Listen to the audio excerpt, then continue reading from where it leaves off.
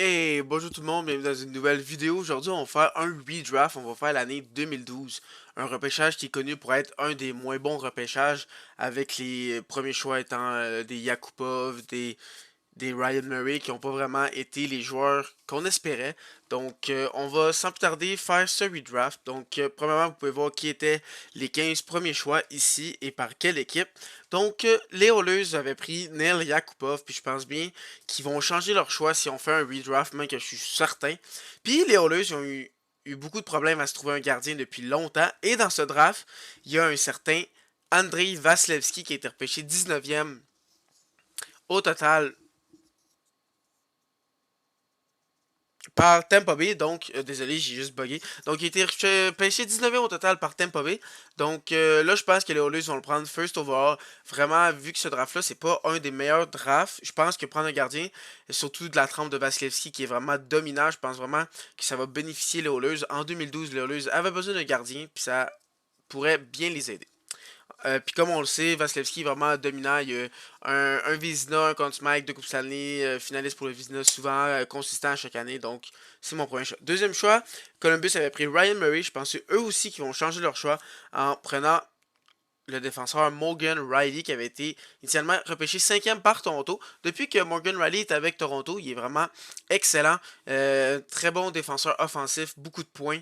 À chaque année, c'est le corps arrière du power play. Il joue très bien à 5 contre 5 aussi. Donc, je pense que Columbus serait très content de ce choix.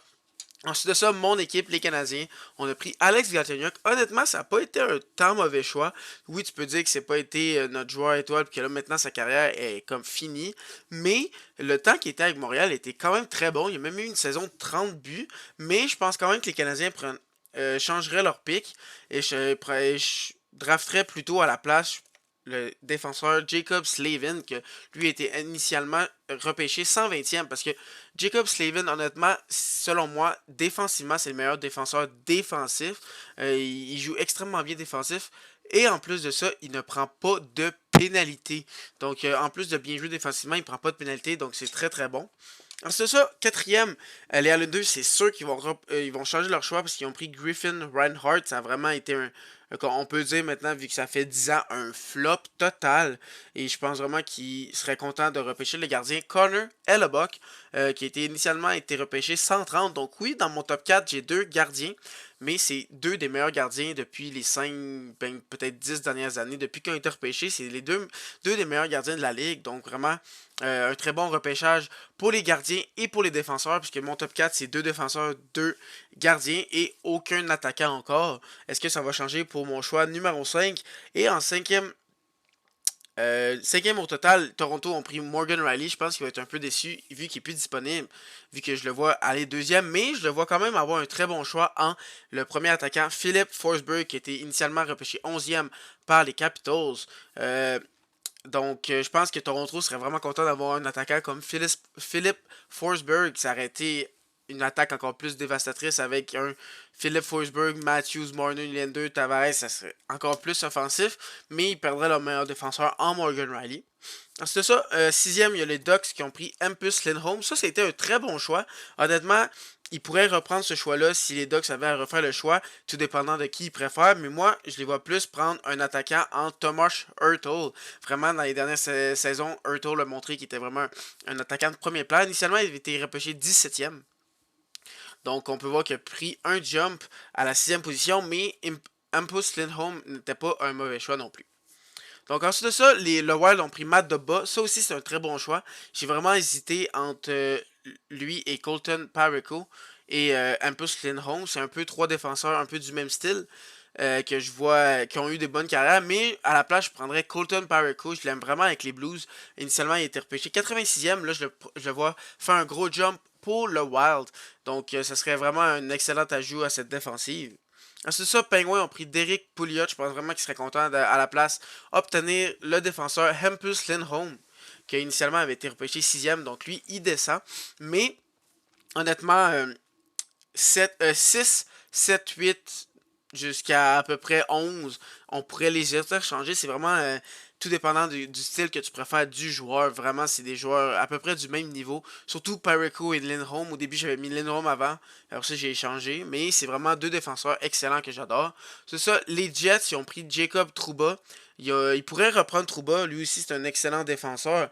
Mais à la place, je les vois prendre un autre défenseur, mais un peu plus offensif, en Shane Gostisbehere, qui avait été initialement repêché 78. Honnêtement, Shane Gostisbehere avait été très bon au début de sa carrière avec les Flyers. Ensuite, ça, il y a eu une ou deux, trois saisons que ça a été plus difficile. Mais là, avec les Coyotes, vraiment, sa carrière a repris l'année passée. Il était vraiment bon. Puis là, cette année, ça l'a continué. Donc, vraiment, sa carrière est retournée comme il était au début. Donc, vraiment, c'est pour ça qu'il est 9e. Sans l'année passée, le début de cette saison, il aurait probablement été un peu plus bas. Mais là, on peut voir que sa carrière n'est pas finie. Puis qu'il revient au niveau qu'il était. C'est ça. Tampa Bay avait choisi Slater Kuku, mais je pense qu'à la place, il serait content de prendre l'attaquant Teuvo Teravainen, un excellent attaquant top 6 qui peut te marquer beaucoup de buts, qui peut même remplacer sur un premier trio si tu as besoin. Donc, initialement, lui avait été repêché 18e. Donc, il prend un jump. Et ensuite de ça, les Capitals avec Philip Forsberg en 11e position.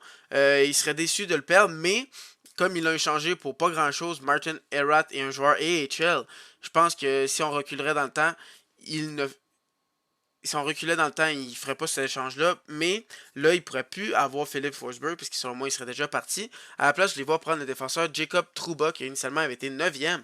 Donc vraiment, cette année-là, c'est vraiment un excellent draft pour les défenseurs, parce que pour moi, dans mon top 11 de ce redraft, je vois un 2 3 4 5 6 défenseurs sur 11 choix. D'habitude, c'est beaucoup plus des attaquants. Donc vraiment, on peut voir que c'était un excellent draft pour les défenseurs. Donc, Jacob Trouba, le gros défenseur physique, irait pour les Capitals. Donc, ensuite de ça, en 12e position, Buffalo avait choisi Mikhail Grigorenko. Là, je les vois à la place repêcher le gros attaquant Tom Wilson, qui initialement avait été repêché 16e par les Capitals. Donc, vraiment, Buffalo aurait eu un gros attaquant physique qui peut marquer des points, être sur un top 6. Donc, Buffalo aurait aimé l'avoir. Donc, ça, c'est bon. Aussi, ensuite de ça, les Stars, 13e position, avaient repêché Radem Faska. C'est pas un mauvais choix, ça a été un bon joueur pour eux, il est encore avec eux. Mais à la place, je les vois prendre le gardien de but, Frederick Anderson, qui avait été initialement pris 87e overall. Donc, on peut voir aussi que c'est un excellent draft pour les gardiens. D'habitude, il y a peut-être un gardien, deux gardiens dans le top 30 quand tu fais un redraft. Puis là, il y en a déjà trois dans le top 13. Donc, vraiment, c'est un excellent repêchage pour les gardiens, même si que euh, Frederick Anderson avait été repêché deux fois, donc c'est un peu étrange cette statistique-là. Il avait été repêché avant, puis il n'avait pas été signé, donc là il a été repêché 2 ans plus tard. Donc je pense que les Stars l'auraient pris parce qu'en 2012 il y avait des gardiens, mais c'était pas vraiment un gardien numéro un. Ensuite de ça, Buffalo avec leur deuxième choix de premier tour, il avait pris Zemgus Girgensson. Pas un joueur qui a été éclatant, mais qui a joué beaucoup de matchs pour eux. Donc ça, c'est vraiment quelque chose qu'il faut prendre aussi en considération. Si tu repêches un joueur, oui, ok, peut-être il va te faire seulement 300 points, mais il va te jouer 1000 matchs pour ton équipe. Ça vaut aussi. Genre, il a été un joueur de temps de formation régulier. Donc Girgensson a été quand même un bon choix, mais à la place, je les vois prendre le défenseur Adam Pelech. Donc on peut voir encore un autre défenseur dans ce repêchage, un vraiment très bon repêchage pour les défenseurs. Adam Pelech, un excellent défenseur avec les Islanders, lui puis Pollock ensemble, c'est une des meilleures paires dans la ligue. Je pense que Buffalo serait très content d'avoir un bon défenseur. Ça a été compliqué pour eux d'avoir des défenseurs pendant plusieurs années. Finalement, là, ils ont de la ligne et power, ça devrait être beau, mais ça a été long avant qu'il y en ait. Ensuite, ça, le sénateur avait repêché Cody Ceci. Pas un mauvais choix lui non plus, mais à la place, je les vois prendre un autre défenseur en Demon Severson, qui était initialement repêché 60e. Donc, un autre défenseur dans le même style que Pelec, un bon défenseur plus défensif, mais honnêtement, comme je l'aurais dit encore, un excellent repêchage pour les défenseurs. Dans le top 15, on a Morgan Riley, Slavin, on a Pareko, Lindholm, Gostisbehere, Trouba, Pelec et Stevenson. Donc 8 des 15 premiers choix pour moi seraient des défenseurs avec 3 gardiens. Donc il reste seulement 4 attaquants. D'habitude il y a beaucoup plus d'attaquants. Donc pour les attaquants ça a été un repêchage un peu plus difficile. Mais dans les prochains choix il va en avoir un peu plus. Mais vraiment il n'y a pas eu ce superstar à l'attaque. Il y a peut-être Philip Forsberg et Hurtle, mais c'est pas des étoiles comme les autres repêchages où il y avait des McKinnon, des Matthews, des McDavid et tout ça. Donc ça a été un truc qu'on a remarqué avec ce draft. Les attaquants, c'était pas leur force. Ensuite de ça, 16e au total, c'était les Capitals avec leur deuxième choix de premier tour. Ils ont repêché Tom Wilson, mais comme il est plus disponible, selon moi, je les vois prendre Alex Galchenyuk. Là, vous allez me dire, oh, mais là, Galchenyuk, sa carrière est déjà finie, il est pas bon, il est pourri. Oui, mais il faut que tu dises que ça fait 10 ans qu'il était repêché, puis pendant 10 ans, il était dans la nationale, puis même pendant 5-6 ans, il était très bon. Même qu'un moment donné, il a marqué 30 buts avec les Canadiens, et si on regarde les statistiques, il est comme sixième, je pense, si je me trompe pas, meilleur pointeur de ce repêchage. Donc même si sa carrière est finie, il a quand même une très belle carrière. Donc ça aurait pu très bien aider les Capitals pendant plusieurs saisons. Ensuite de ça, les Sharks avaient repêché Thomas Hurtle, mais comme il est plus disponible, puisque je le vois être cinquième au total, je les vois prendre Matt Dumba avec leur choix de 17e au total, qui a été initialement repêché 7e. Donc Matt Dumba, c'était pas un mauvais choix. Je l'ai mis plus bas parce que ça n'a pas été un défenseur que j'ai vraiment apprécié. C'était, je sais pas, il y avait quelque chose, il manquait le star power. Il était très bon, très efficace, mais bon. 17e, c'est très bon. Matt Dumba est quand même très solide. Et il joue encore, il est encore une pièce importante à la défensive. Donc, les Sharks seraient très contents de l'avoir. Ensuite de ça, Chicago avait pris Teuvo Teravainen, puis comme j'ai dit plus tôt, il est plus disponible parce que je le vois être a été repêché plus tôt, environ vers la 10e place. Je le vois à la place prendre Cody Ceci. Cody Ceci était un défenseur qui a joué beaucoup et qui a été quand même assez bon. Il a été même des fois première paire. Il aurait peut-être pas dû, mais il était quand même très solide. Il a joué beaucoup de minutes. Il a joué beaucoup de matchs, donc un défenseur très respectable. Donc, encore deux autres défenseurs, comme je vous ai dit, il y a beaucoup de défenseurs dans ce draft. Ensuite de ça, Tampa Bay, c'est eux les plus grands perdants parce qu'ils ne peuvent pas repêcher leur gardien de leur franchise, leur gardien étoile, un de leurs meilleurs joueurs, André Vasilevski, parce que je le vois être premier au total. Donc, à la place, je les vois prendre Tanner Pearson. Euh, un peu comme Sissi, mais en attaque. Il a joué beaucoup de matchs. Il a été un joueur qui a joué beaucoup de minutes, qui a été important avec plusieurs équipes. Donc, Tanner Pearson n'est pas un joueur étoile, mais il fait la job dans un middle six. Donc, Tampa aimerait bien l'avoir. Il aimerait mieux avoir André Vasilevski, ça, je suis sûr, mais bon, Pearson n'est pas un mauvais joueur. Ensuite de ça, 20e, c'est les Flyers. Je les vois prendre Chandler Stevenson, qui initialement avait été pris 77e.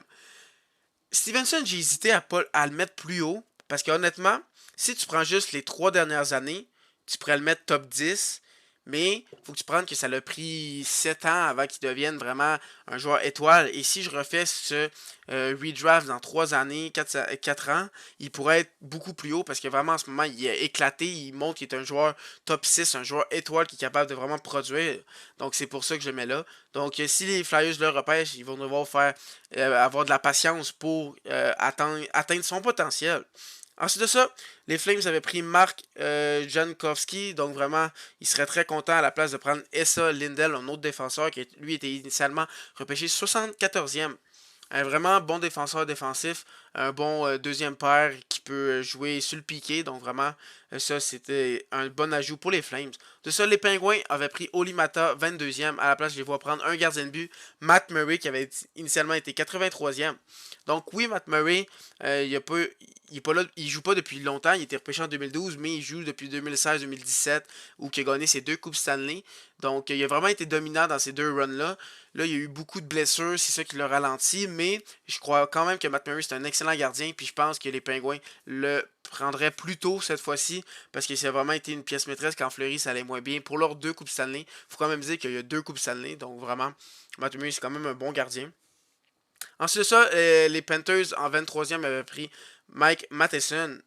Quand même un bon choix, mais je pense qu'à la place, il prendrait l'attaquant Radek Faksa, qui a initialement été 13e au total. Donc, la Floride aurait Radem Faksa. Je pense que ça serait mieux que Mike Matheson, surtout qu'avec la Floride, Matheson n'avait pas été si bon. C'est plus avec les Penguins que ça a été sa carrière repris un boost. Ça avait été un peu plus difficile avec les Panthers.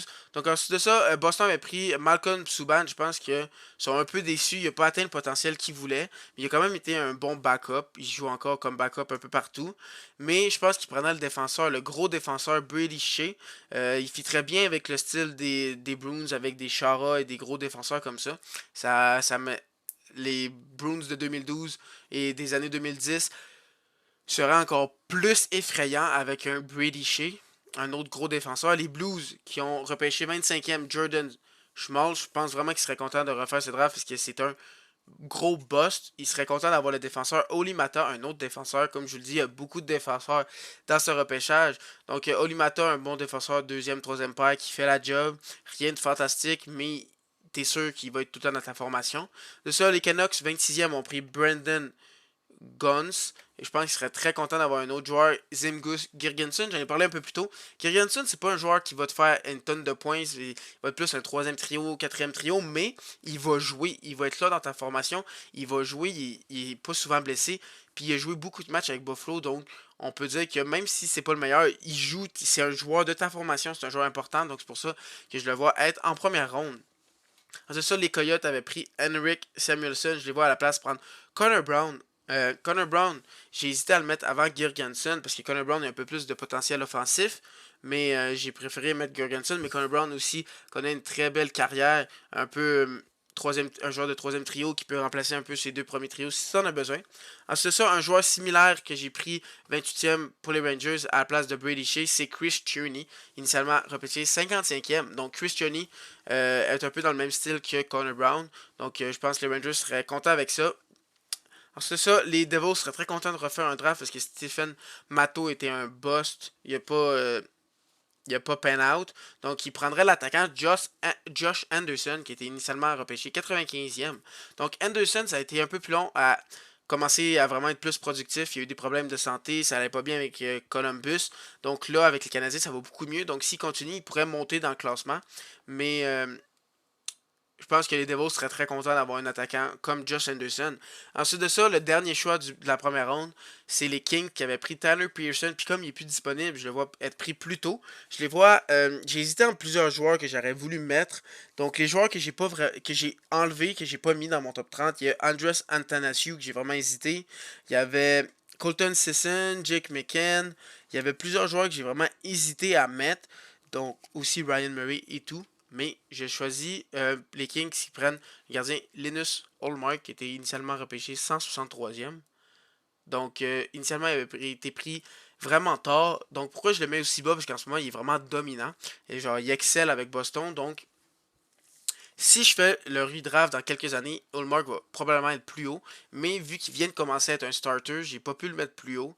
Tu pourrais penser que t'aimerais mieux attendre puis dire c'est pas grave, je vais attendre 10 ans puis là il va être mon starter, mais faut dire que 10 ans c'est long longtemps là. Mais si je le refais dans 5 ans, ça pourrait très bien qu'il soit plus haut parce qu'il connaît vraiment une éclosion puis qu'il est vraiment très très bon avec Boston. Donc je pense que les Kings seraient très contents de prendre Hallmark même si qui ont déjà Quick avec eux, donc je sais pas s'ils voudraient prendre un autre gardien. Mais je voulais le mettre absolument parce que je pense qu'il mérite d'être première ronde. Donc si j'avais à dire un vol de ce draft, le steal, ça serait en première ronde et c'est Connor Hellebuck ou Jacob Slavin. Ces deux-là, pour moi, c'est les gros vols du draft d'avoir été aussi loin. Donc, ça, c'est mes deux gros vols. Et le plus gros boss est bien sûr, le monde va penser que c'est Neil Yakupov, mais Yakupov, j'ai même pensé à le mettre dans le top 30. Mais c'est vraiment Griffin Reinhardt, il a vraiment rien fait, puis il a été quatrième au total. Donc, sur ça, merci d'avoir écouté. Et si vous êtes là, c'est sûrement que vous avez aimé. Donc, n'hésitez pas à liker. Puis si vous n'êtes pas déjà abonné, abonnez-vous. Puis cliquez sur la petite cloche pour savoir quand je vais faire d'autres vidéos. Puis pas les manquer. Et sur ça, bonne fin de journée.